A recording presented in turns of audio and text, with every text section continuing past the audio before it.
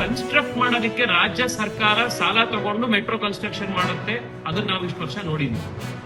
ಇವರು ದರ ಏರಿಕೆ ಮಾಡ್ತಾ ಇರೋದನ್ನ ನೋಡಿದ್ರೆ ಪ್ರಯಾಣಿಕರು ಅದ್ರಲ್ಲಿ ಮಾಡೋದಕ್ಕೂ ಕೂಡ ಸಾಲ ತಗೊಂಡು ಓಡಾಡುವಂತ ಸ್ಥಿತಿ ಬರ್ತಿದೆ. ಈ ಮಟ್ಟದಲ್ಲಿ ಇವತ್ತು ಬೆಂಗಳೂರಿನ ಮೆಟ್ರೋ ಇವತ್ತು ಜನರಿಗೆ ಬರೆ ಆಗ್ತದೆ. 10 ತಿಂಗಳಾಗಿಲ್ಲ ಮೆಟ್ರೋ ದರ ಜಾಸ್ತಿ ಮಾಡಿ, ಈಗಾಗಲೇ 2ನೇ ಸತಿ ದರ ಜಾರಿ ಮಾಡಬೇಕು, ದರ ಜಾಸ್ತಿ ಮಾಡಬೇಕು ಅಂತ ಹೊರಟಿದ್ದಾರೆ. ಮೆಟ್ರೋ ಇರುವಂತದ್ದೇ ಸಾಮಾನ್ಯ ಜನಕ್ಕೆ. ಹೋಗಿ ವಾಪಸ್ ಬರಬೇಕು ಅಂತಂದ್ರೆ ದಿನಕ್ಕೆ 200 ರೂಪಾಯಿ. ನೀವು ಅಲ್ಲಿ ಬೈಕ್ ತಗೊಂಡೋಗಿ ಚಾರ್ಜ್ ಮಾಡಿ ಬಂದ್ರಿ ಅಥವಾ ಪಾರ್ಕಿಂಗ್ ಮಾಡಿದ್ರಿ ಅಂತಂದ್ರೆ ಅದಕ್ಕೆ ಇನ್ನೊಂದು 40-50 ರೂಪಾಯಿ. 250 ರೂಪಾಯಿ ಪ್ರತಿ ದಿವಸ ಬರೀ ಮೆಟ್ರೋದಲ್ಲಿ ಓಡಾಡೋದಕ್ಕೆ ಖರ್ಚು ಮಾಡಬೇಕಾಗತ್ತೆ ಅಂತಂದ್ರೆ ಸಾಮಾನ್ಯ ಜನ, ಮಿಡಲ್ ಕ್ಲಾಸ್ ಜನ, ಸಂಬಳಕ್ಕಿರುವಂತ ಜನ ಹೆಂಗ್ ಸಾಧ್ಯ ಈ ತರದ ಕೆಲಸ ಮಾಡುವಂತ ಮೆಟ್ರೋ ಓಡಾಡುವಂತ? ನಾನು ಮಾತಾಡಿ ಅವ್ರಿಗೆ ಹೇಳಿದ್ದೀನಿ, ಫೇರ್ ಫಿಕ್ಸೇಷನ್ ಇಸ್ ನಾಟ್, ಅದೊಂದೇ ಒಂದು ಮಾನದಂಡವಾಗಿ ಇಟ್ಕೊಳ್ಬೇಡಿ.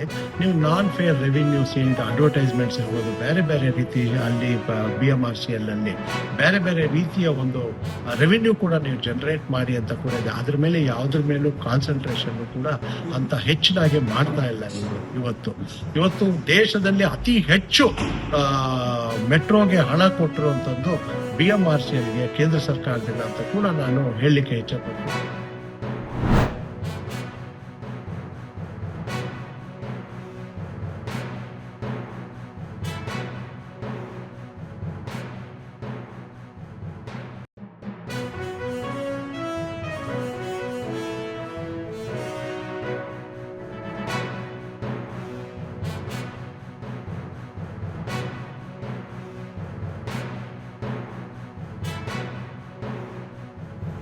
GBA ಅಂದರೆ ಕಾರ್ಪೊರೇಷನ್ ವ್ಯಾಪ್ತಿಯಲ್ಲಿ ಬರ್ತದೆ, ಕಾರ್ಪೊರೇಷನ್ ಕೊಡ್ತಾರೆ.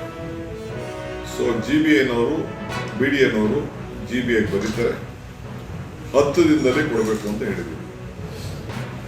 ಅಲ್ಲಿ ಅವರೇ ಲೆಕ್ಕ ಹಾಕ್ಬಿಟ್ಟು ಏನು ವ್ಯಾಲ್ಯೂ ಇದೆ, ಇವತ್ತು ಗೈಡೆನ್ಸ್ ವ್ಯಾಲ್ಯೂ ಇದೆ, ಆ ಪ್ರಕಾರ ಡಬಲ್ ಲೆಕ್ಕಾಚಾರ ಹಾಕ್ಬಿಟ್ಟು ಆ ಗೈಡೆನ್ಸ್ ವ್ಯಾಲ್ಯೂ ಲೆಕ್ಕ ಹಾಕಿ ಅವ್ರು ಕಳಿಸ್ಕೊಡ್ತಾರೆ. ಆ ಪ್ರಕಾರ